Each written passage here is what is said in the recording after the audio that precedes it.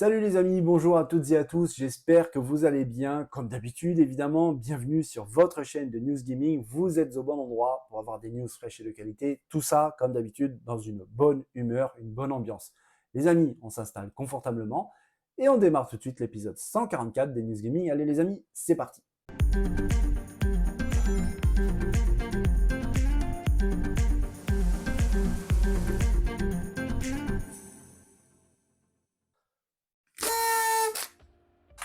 Mille abonnés, 1000 abonnés sur la chaîne les amis. Oui, c'est bizarre, mais c'est comme ça. Et je vais faire toute la vidéo des 1000 abonnés comme ça. Écoutez, il y a beaucoup d'émotions, beaucoup de choses qui se mélangent. C'est assez incroyable, franchement. Déjà, avant tout, j'aimerais remercier mon producteur, ma famille, mec, n'importe quoi. J'aimerais vraiment remercier tout le monde qui ont rejoint l'aventure. Quand j'ai commencé cette chaîne YouTube, je pensais pas du tout arriver à 1000 abonnés et en tout cas, certainement pas aussi vite. Et je suis étonné de l'ampleur que ça prend. Et au-delà de ce chiffre des 1000 abonnés qui est plus symbolique qu'autre chose, on ne gagne pas d'argent avec 1000 abonnés, mais c'est le début d'une nouvelle histoire en fait. On passe un cap et c'est une porte qui s'ouvre pour peut-être, pourquoi pas, un jour commencer à gagner un peu d'argent avec. Mais au départ, quand j'ai fait cette chaîne, c'était par la passion, et c'est toujours le cas, parce que j'aime partager, parce que je suis un amoureux du jeu vidéo, et j'avais envie de faire quelque chose de cette passion, en fait. En plus d'être avec mes consoles, devant mon écran, je voulais vraiment partager ça. Et quoi de mieux qu'une chaîne YouTube pour le faire? Je l'ai fait, et je suis très heureux vraiment de l'avoir fait, parce que bon, il y a une satisfaction personnelle d'avoir atteint ces 1000 abonnés, et puis on espère toujours plus. Mais il y a aussi cette richesse que j'ai gagnée avec cette chaîne, c'est vous, tout simplement. Alors déjà, les 1000 abonnés, c'est vous, ce n'est pas moi. Moi, je fais mon petit travail de mon côté, de la chaîne, de recherche, tous les rushs, le montage derrière. Je ne vous cache pas que c'est pas mal de taf. Mais, euh, mais en fait, les 1000 abonnés, ça porte le nom, les abonnés. Donc, c'est vous. Donc, merci à vous tous.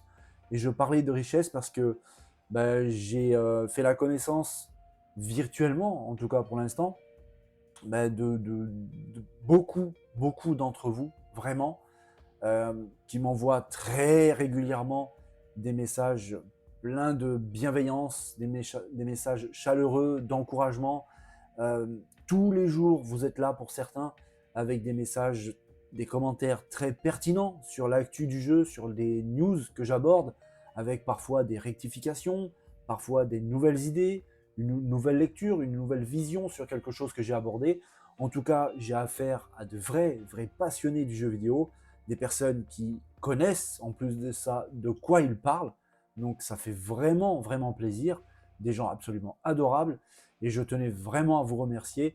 Surtout que dernièrement, j'ai traversé une période un petit peu compliquée pour moi-même. Bon, ça, c'est pas grand-chose. D'ici quelques semaines, ça va être réglé. Vous le savez, ma mère qui a fait un AVC, bref, mon père qui était opéré de la hanche aussi, ça, vous le saviez pas. Autre problème qui me touche très particulièrement, j'ai un excellent, un de mes meilleurs amis qui est très mal, et je vous cache pas que être là avec vous chaque jour, ça fait du bien, vraiment, ça fait vraiment du bien de pouvoir discuter, échanger de notre passion commune, le jeu vidéo. Alors je sais, ça doit faire vraiment bizarre à l'écran de parler de choses aussi sérieuses avec cette tête. C'est comme ça va être comme ça toute la vidéo, je vous ai prévenu. Mais c'est vrai que ça fait donc vraiment du bien d'être là, de pouvoir échanger de notre passion commune de jeux vidéo, de pouvoir parler de toutes ces news, de toutes ces rumeurs, de ces leaks, de ces conférences, de State of Play, de Xbox Showcase, de Nintendo Direct, bref, de tout plein de choses qui font que notre passion est vraiment hyper intéressante, en constante évolution. On le sait, il y a le Tokyo Game Show qui approche, le Nintendo Live, et ainsi de suite, et ainsi de suite. Ça n'arrête pas, chaque jour. Alors il y a des jours c'est un peu plus calme, vous l'avez vu sur la chaîne, il y a des fois, il y a des vidéos qui sont un peu plus posées, avec un peu moins de news, mais dans l'absolu, ça n'arrête jamais. J'ai envie de dire tant mieux, parce que si un jour j'ai envie d'en faire mon métier, il ne faut pas que ça s'arrête, ça c'est clair et net. Mais en tout cas, c'est très intéressant de pouvoir toujours avoir des news différentes, quasiment chaque jour. On a eu très récemment beaucoup de news concernant Xbox, Starfield et compagnie, mais dans l'absolu, c'est très varié, avec quotidiennement un renouvellement des news, et ça fait plaisir. Et cette aventure, ben, en gros, hein, elle vient tout juste de commencer. J'ai même envie de dire que la vraie naissance de la chaîne, c'est aujourd'hui, c'est avec ses 1000 abonnés. C'est là que vraiment se lance l'histoire de cette chaîne de Monsieur Chris. Et je suis vraiment, vraiment fier et heureux de vous avoir accueilli, d'en accueillir le plus possible encore, et de débuter cette nouvelle aventure avec vous, parce que je le répète, sans vous, c'était pas possible. Vraiment, c'était pas possible. Donc merci, merci à tous d'avoir rejoint l'aventure. Merci à tous d'être là chaque jour, dès le matin pour certains. Hein, on connaît certains que se font même une espèce de petite guéguerre, bataille à celui qui met le premier commentaire dès que la vidéo est postée vers les 9h du matin. Franchement, ça me fait rigoler, mais en même temps, ça me fait chaud au cœur parce que ça prouve que vous êtes là, que vous attendez. Peut-être indirectement aussi, ça prouve que mon travail vous plaît, que ça va, que c'est agréable, que c'est pertinent, intéressant. Si c'est le cas, franchement, c'est le meilleur retour que je peux avoir, c'est de voir que ça vous plaît. Je ne peux pas rêver mieux, vraiment. Alors, les amis, il y a dans l'onglet à propos, il y a un lien sur une cagnotte. Je l'ai mis il y a longtemps, j'aborde très très rarement ce sujet. D'ailleurs, je pense que je ne l'ai jamais fait comme ça pendant une vidéo. Ceux qui veulent m'aider au-delà d'un simple pouce, commentaire, qui est déjà énorme d'ailleurs, hein, c'est quelque chose que je remercie très très régulièrement parce que ça me fait mes plaisirs de ouf. Si certains d'entre vous veulent aller un petit peu plus loin, le peuvent, mais de la même façon que je l'avais aussi dans ma chaîne Twitch à l'époque, faites-le seulement si vous pouvez. Absolument rien n'est obligé, ça c'est clair et net. J'ai un peu du mal même d'ailleurs d'en parler, parce que la vie est chère pour tout le monde, ça c'est clair. On le voit d'ailleurs en ce moment, c'est vraiment compliqué. Donc c'est vraiment seulement si vous pouvez, et c'est tout, point final. J'aborde vraiment pas ce sujet très régulièrement, je vous l'ai dit, c'est un peu la première fois. Donc voilà, j'ai un petit souci avec ça, parce que je ne sais pas en fait si mon travail mérite ce genre de choses. Voilà, c'est aussi simple que ça.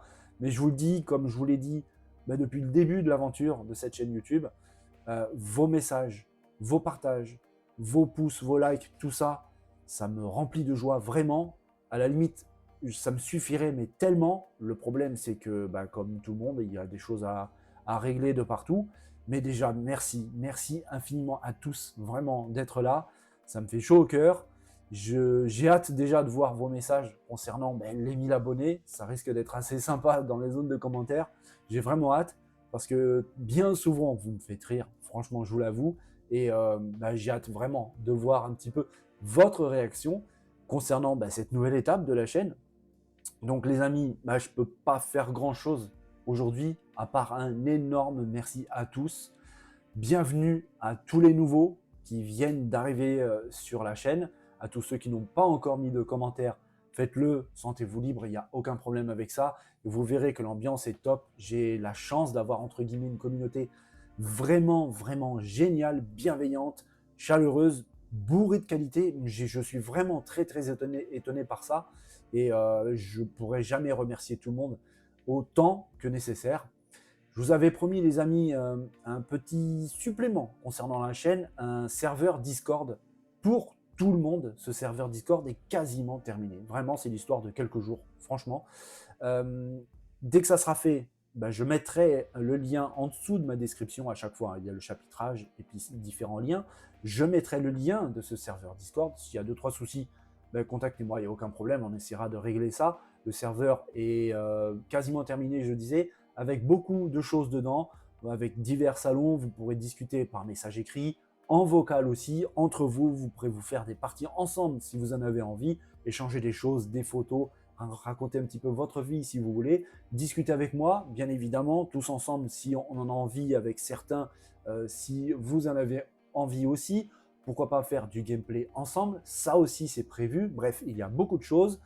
Je tiens vraiment à vous remercier, parce que c'est pareil, ce serveur Discord, s'il n'y avait pas autant d'abonnés aujourd'hui, 1000, franchement, c'est pas beaucoup quand on voit certains, mais tout de même, Sans vous, bah, ça aussi, ça n'aurait pas été possible. J'aurais pas lancé cette histoire, cette affaire de Discord, s'il n'y avait pas du monde derrière pour pouvoir en profiter. C'est logique. On voit bien que la chaîne évolue, que ça bouge, que ça grandit.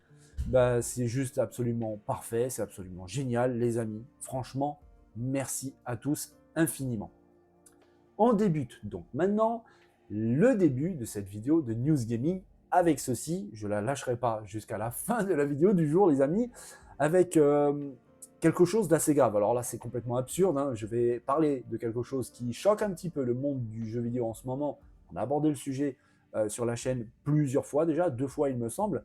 Et le faire avec la perruque, c'est totalement improbable. On va parler de Unity. Vous le savez, la maison d'édition qui développe et qui s'occupe de Unity qui s'appelle Unity Technology et qui développe donc le moteur 3D Unity, moteur qui est massivement employé, utilisé par beaucoup de studios de développement.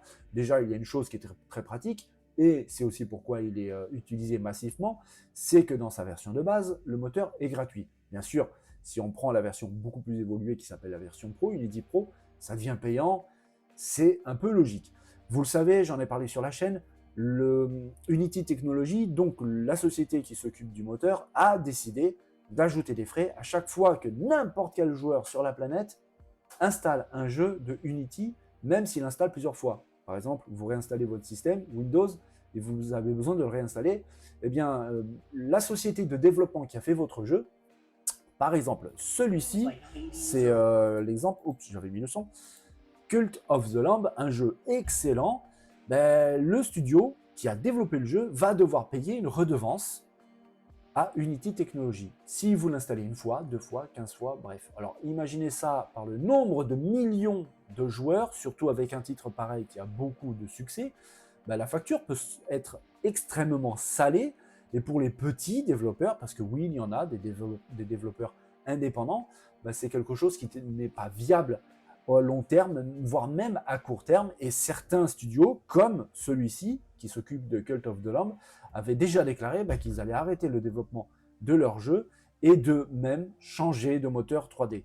C'était quelque chose qui était presque évident, je vous l'avais dit sur la chaîne, qu'avec cette décision, Unity Technology était véritablement en train de se tirer une balle dans le pied, mais genre un obus, qu'à cause de ça, ils allaient perdre très probablement beaucoup de clients, beaucoup de monde, parce que oui, ils allaient forcément, à un moment donné ou à un autre, et très rapidement, basculer sur un autre moteur 3D, parce que je vous l'ai dit, il y en a beaucoup, vraiment beaucoup. C'est une concurrence véritablement exacerbée. On pense par exemple à l'Unreal Engine 5 d'Epic Games, qui est un moteur 3D très évolué, et puis il y en a plein d'autres. Eh bien, vous savez quoi? Il y a du changement. Je vous avais dit d'ailleurs que la seule solution pour pouvoir calmer ça, et attention, parce que ça allait très loin, avec des menaces de mort concernant cette affaire. On avait appris aussi que le président d'Unity Technology, qui était l'ancien président d'Electronic Arts, notre ami John Riccitiello, qui avait apparemment, ce n'est pas sûr et certain, qui avait apparemment, attention à mettre au conditionnel, parce que quand il y a de grosses histoires un petit peu comme ça, il y a toujours des personnes assez mal intentionnées qui rajoutent de l'huile sur le feu pour pouvoir faire amplifier les problèmes. Mais tout de même, Riccitiello aurait apparemment vendu pour 100 millions de dollars d'actions d'Unity Technology juste avant d'annoncer ces changements tarifaires. En fait, il voulait apparemment, toujours au conditionnel, profiter de la chute de la cotation en bourse d'Unity Technology, parce que c'est exactement ce qui s'est passé. Évidemment, avec ce genre d'annonce, ça a un petit peu plongé, pour pouvoir gagner de l'argent avec la vente de ses actions sur sa société. Alors, on verra si tout ça se révèle exact ou pas, mais en tout cas, si c'est le cas, ça sent franchement mauvais, avec en plus de ça, donc je vous l'ai dit, des menaces de mort, avec des réunions qui ont été stoppées en urgence concernant ces menaces de mort. Bref, c'est vraiment très très compliqué autour de la société, et je vous avais dit que à mon humble avis, la seule solution pour pouvoir arrêter tout ça, ce serait tout simplement que Unity Technology reviennent sur sa parole, c'est clair et net, qu'ils arrêtent un petit peu avec cette idée de taxation sur les développeurs pour pouvoir récupérer de l'argent sur chaque installation de chaque jeu, quelle que soit la plateforme, et fassent une sorte de table ronde, qui se mettent à discuter avec tout le monde, et puis pourquoi pas faire totalement machine arrière. Eh bien, c'est peut-être ce qui est en train d'arriver. C'est peut-être ce qui est en train d'arriver. Peut-être que les dirigeants d'Unity Technologies ont eu un petit peu l'esprit un peu plus clair, un peu plus réfléchi, et ont tout simplement déclaré sur Twitter, et je cite, « Nous vous avons entendu », écrit Unity donc dans sa publication Twitter en disant « Nous nous excusons pour la confusion et l'angoisse que la politique de frais d'exécution que nous avons annoncée mardi a causé. Nous sommes à l'écoute, nous parlons aux membres de notre équipe, à notre communauté, à nos clients et à nos partenaires. Et nous allons apporter des changements à cette politique. Nous ferons le point sur la situation dans quelques jours. Nous vous remercions pour vos commentaires honnêtes et critiques. » Alors, je vous avais dit, il va falloir qu'ils fassent quelque chose. Bon, ça semble être le cas. Ils sont en train de réfléchir à très probablement abandonner tout ça. On verra vraiment si ça sera le cas. Mais apparemment, comme ça a été déclaré, ils feront le point sur cette situation dans quelques jours. C'est une bonne réaction, je pense. Il n'y a rien d'agressif, il n'y a rien qui est remis en cause, sauf probablement leur politique tarifaire.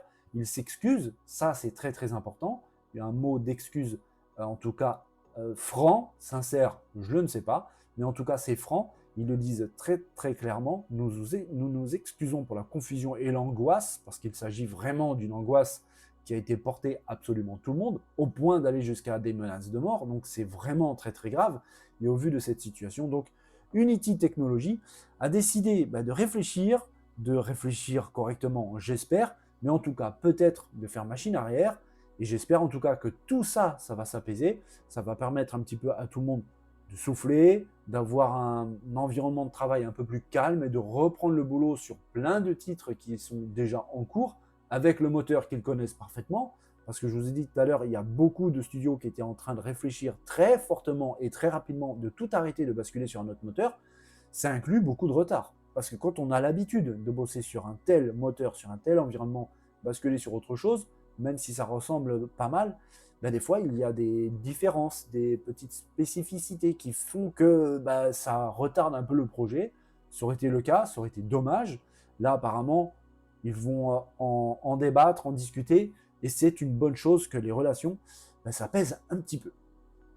GTA, en particulier GTA 5. Quoi dire sur ce titre? C'est complètement fou, vraiment, des chiffres impressionnants, une durée de vie impressionnante, parce que on pourrait très bien dire, bon ok, il se vend beaucoup. Il y en a plein des jeux qui se vendent vraiment beaucoup. Mais la durée de vie de ce jeu est complètement dingue. Et en parlant de durée de vie, eh bien, bonne fête à lui, parce que ça fait 10 ans. 10 ans de GTA 5. Ouais, il est sorti il y a 10 ans, donc ça commence à faire. Et quand je parlais de durée de vie, c'est colossal. Il y en a rarement des jeux en fait qui ont une durée de vie aussi dingue. Et surtout, une adhésion des joueurs tout le temps. Ça ne s'arrête pas en fait. Il faut savoir que GTA 5 vient de passer un cap complètement hallucinant. Rockstar est passé maître dans les scénarios, dans la narration, dans les dialogues. Pour ceux qui ont eu la chance de faire, par exemple, Red Dead Redemption 2, mais même le 1 déjà, hein, mais surtout le 2, c'est un chef-d'œuvre absolu, avec ses dialogues complètement fous, ses PNJ qu'on croise tout le temps dans la rue, partout, dans les villes et villages de Red Dead Redemption. Il y a tout le temps la vie, tout le monde est occupé à faire quelque chose. C'est complètement fou, vraiment, c'est complètement fou. D'ailleurs, petit tacle à Bethesda, peut-être, mais gentil, quand on voit que Starfield, qui vient d'arriver, n'atteint même pas un tiers d'une moitié de ce qu'est capable de faire Red Dead Redemption 2, c'est dire un petit peu la qualité de développement et les talents qu'il y a chez Rockstar. Donc ça permet aussi un petit peu, par extrapolation, d'imaginer ce qui va arriver avec GTA 6. Si GTA 5 a déjà réussi à atteindre des sommets mais de dingue, quand on voit ce qu'a fait Red Dead Redemption 2, on a du mal à imaginer ce que pourra proposer GTA 6. Il y a tellement d'attentes dessus, des choses plus folles les unes que les autres, que ne serait-ce d'approcher un raisonnement cohérent, c'est difficile en fait. C'est compliqué parce qu'on n'aurait pas imaginé il y a 10 ans, à la sortie de GTA 5, arriver à ce qu'il est aujourd'hui. Personne n'aurait pu imaginer ça, prédire ça. Je suis sûr même que Rockstar eux-mêmes n'avaient pas pu imaginer ça. Donc, imaginer ce que pourra faire GTA 6, c'est juste impossible. C'est juste impossible, mais j'ai vraiment hâte d'en savoir plus. Je pense que vous aussi.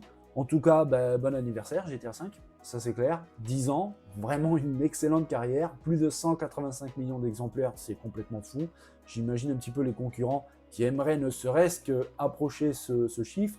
Et quand on pense que le 6 n'est pas encore sorti, ni même présenté, ça veut dire que le 5 va continuer à se vendre.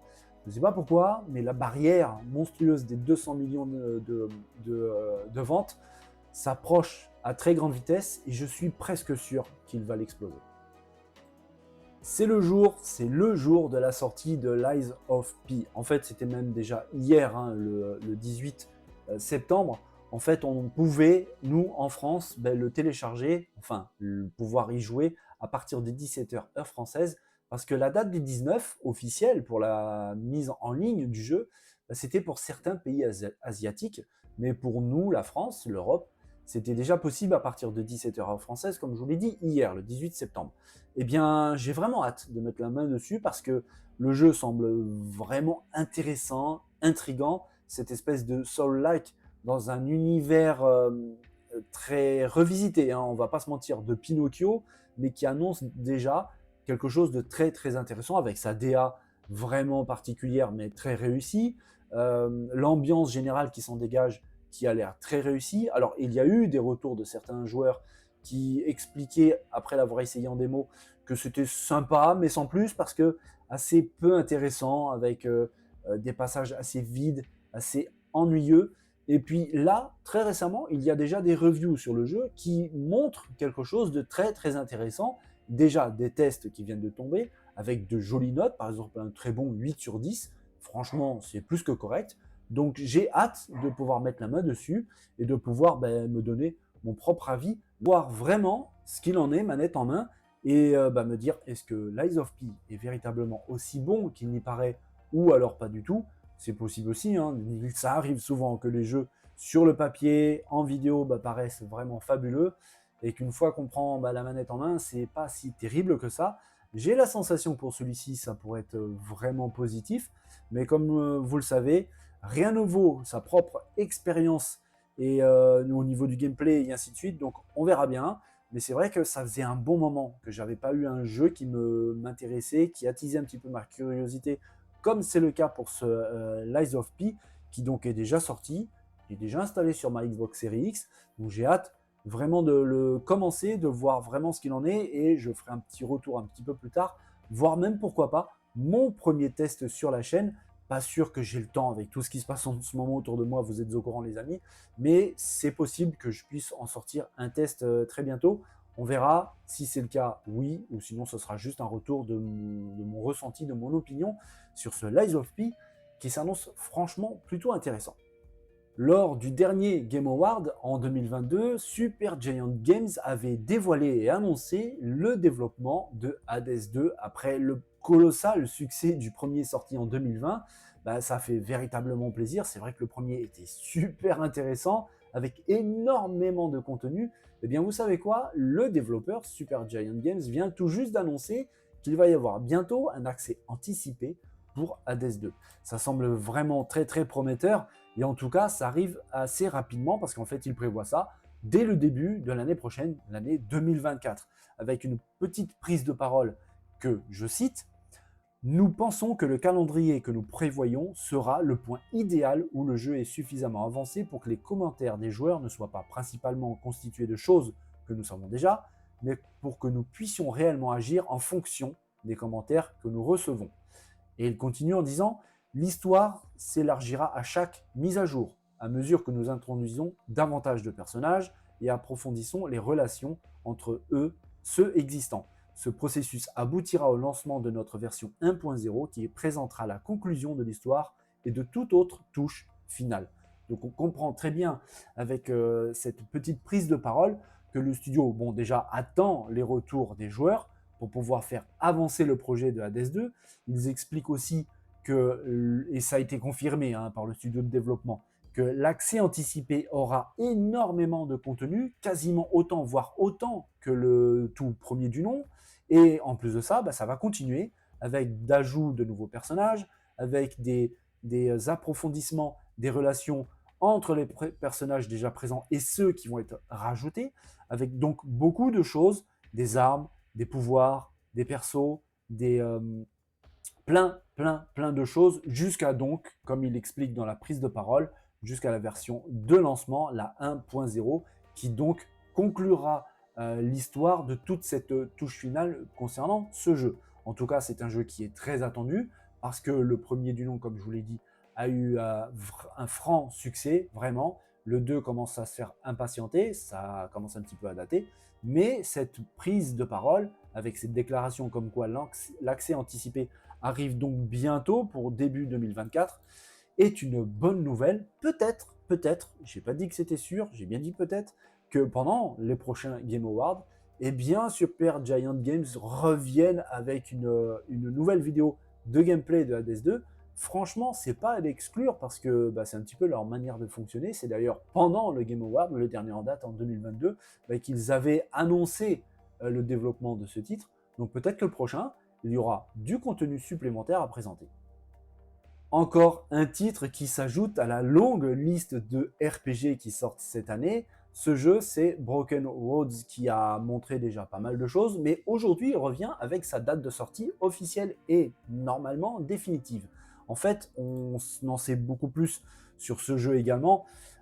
Comme on le voit, c'est un jeu donc RPG, d'aventure, en caméra isométrique, un petit peu à l'ancienne. On peut se souvenir par exemple de certains Final Fantasy avec ce style de caméra très propre en caméra isométrique qui place le joueur dans une expérience de exploration avec des combats stratégiques au tour par tour.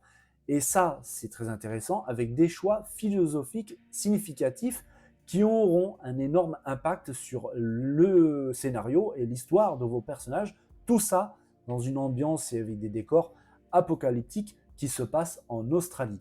En fait, les joueurs qui vont s'essayer à ce Broken Roads seront en terrain connu, avec donc déjà cette vue en isométrique, et puis des mécaniques déjà connues dans pas mal de choses. Sauf que là, au lieu d'avoir des classes entre les personnages, comme c'est très souvent le cas, le studio a fait le choix d'opter pour un développement du personnage quasi illimité, articulé dans plusieurs choses. Alors, il y a, et ces choses, c'est la philosophie. Il y a l'humaniste, il y a l'utilitaire, le machiavélique et le nihiliste.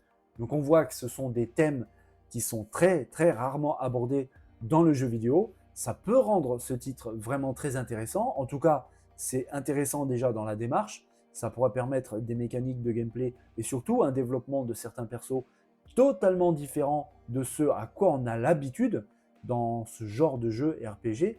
On verra, mais en tout cas, ça promet un petit peu quelque chose d'assez intéressant. On sait aussi que donc le jeu, les mécaniques, dans le jeu, il y a les mécaniques de moralité qui donc, comme je vous l'ai dit, pourront influencer très fortement le scénario, les décisions dans les quêtes, et tout ça avec donc ces orientations philosophiques. On verra ce qu'il en est pour tout ça. En fait, la promesse est plutôt pas mal. Je répète que le jeu, non, je ne le répète pas, je l'annonce, le jeu sort le 14 novembre prochain sur Xbox One, Xbox Series, sur PC via Steam, très probablement aussi sur PlayStation. Pour l'instant, je n'ai pas de news là-dessus, mais évidemment, les amis, si j'ai quelque chose de précis concernant la sortie de Broken Roads sur console PlayStation, évidemment, vous serez au courant. Il y a un jeu que tous les fans de PlayStation attendent et qui arrive bientôt, enfin bientôt, façon de parler, le 29 février, c'est pas si loin que ça tout de même, c'est Final Fantasy VII Rebirth qui a été redévoilé au dernier PlayStation State of Play avec une magnifique vidéo qui montre quelque chose de plutôt solide. Le jeu est développé sous Unreal Engine, ça se voit, c'est maîtrisé, c'est vraiment costaud, avec évidemment la touche Square Enix, avec la touche Final Fantasy, mais vraiment, ça s'annonce plutôt pas mal, avec un contenu qui s'avère très riche. D'ailleurs, le studio a déclaré que Final Fantasy VII Rebirth tiendra sur 2 disques, 2 Blu-ray, donc ça annonce quelque chose d'assez consistant, d'assez colossal, et justement, on va parler de la durée de vie, parce qu'il y a beaucoup de personnes qui se posaient des questions concernant la durée de vie de ce Final Fantasy VII Rebirth. Et bien en fait, Square Enix a partagé des messages de certains membres importants de la compagnie, de l'équipe de développement, concernant le développement de ce jeu. L'un de ces messages et l'une de ces personnes, c'est carrément le directeur du jeu, Naoki Hamaguchi, qui a donc abordé le sujet de la durée de vie très importante de Final Fantasy VII Rebirth. Et quand je dis très importante, c'est vraiment très importante. Il a déclaré, et je cite, « Nous espérons que vous apprécierez explorer ce monde dans ses moindres détails, étant donné que près de 100 heures d'aventure vous attendent. » Oui, il a bien dit une 100 heures, une centaine d'heures pour pouvoir explorer, voyager, découvrir Final Fantasy VII Rebirth. C'est plutôt conséquent quand on se souvient de Final Fantasy VII Remake, dont la durée de vie tournait autour de 40-50 heures.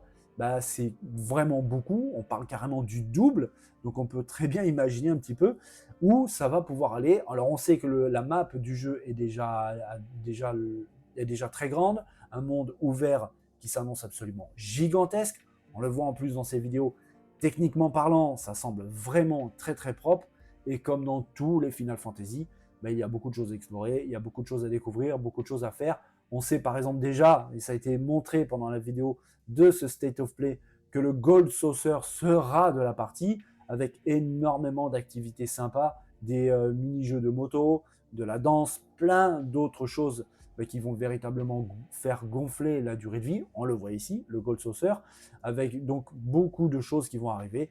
Ça s'annonce particulièrement passionnant. Je sais que certains d'entre vous ont hâte de mettre la main dessus. Le 29 février approche, pas à grande vitesse, on est d'accord, mais tout de même ça approche. On a appris d'ailleurs cette semaine, les amis, enfin oui, la semaine dernière plutôt, que l'exclusivité temporaire de ce titre ne sera pas très très longue. Le jeu sortira le 29 février et normalement, cette exclusivité se terminera à peu près le 29 mai. Donc c'est vraiment pas longtemps après. Et donc, ça pourrait porter, en tout cas à croire, que le jeu va sortir sur les autres machines. On sait que Square Enix a recommencé à travailler avec Xbox, donc il n'est pas utopique d'imaginer la sortie de ce Final Fantasy VII Rebirth sur les machines du géant américain Microsoft. Si c'est le cas, ce serait une excellente nouvelle et on verra vraiment si c'est confirmé ou pas. Il y a le Game Award qui arrive et plein d'autres conférences, ça c'est sûr. Mais en tout cas, ça bouge beaucoup autour de Square Enix avec donc plein de jeux qui sont déjà sortis, d'autres qui sont toujours en développement. Là, ce Final Fantasy VII Rebirth est très attendu et en plus de ça, il risque d'avoir vraiment une durée de vie assez conséquente et franchement, ça fait plaisir. Voilà les amis, c'est tout pour ce nouvel épisode des News Gaming, l'épisode 144. J'espère, comme d'habitude, que cette vidéo vous a plu. J'espère que ma coiffure vous a plu. Encore une fois, les amis, merci infiniment d'être là, présents, tous les jours, jour après jour. Merci à tous ceux qui ont rejoint l'aventure. Merci à vous tous d'avoir rejoint l'aventure. À part merci, je ne peux pas dire grand-chose. Mais c'est comme ça, 1000 abonnés, c'est pas énorme quand on compare à certains. Mais pour moi, c'est tout de même beaucoup. Je vous l'ai dit au début de cette vidéo, dans l'intro, qu'au moment où j'ai commencé cette aventure de YouTube, je ne pensais pas du tout en arriver là. En fait, j'avais même pas pensé à quoi que ce soit. Je faisais ça, et je le fais toujours, pour ma passion du jeu vidéo, du partage. Et petit à petit, je voyais le nombre d'abonnés augmenter, et je me suis dit, bon, peut-être, on ne sait jamais, eh bien on y est. C'est arrivé beaucoup plus vite que j'aurais pu l'imaginer. Et sans vous, c'était tout simplement pas possible. Donc les amis, franchement, merci à tous. Si cette vidéo vous a plu, vous savez quoi faire. Comme d'habitude, les pouces, les partages, les commentaires. J'imagine déjà les vôtres concernant ceci. Non, je ne la remettrai pas après, tout simplement, parce que j'ai hyper chaud. Je suis en train de crever là-dessous. C'est une horreur. Les amis, portez-vous bien. Encore une fois, merci à tous. Prenez soin de vous, n'oubliez de pas vous amuser, vous le savez, c'est super important. Et puis je vous dis à très bientôt, dès demain, pour encore une nouvelle vidéo de News Gaming. Bonne journée à tous les amis, allez, bye bye.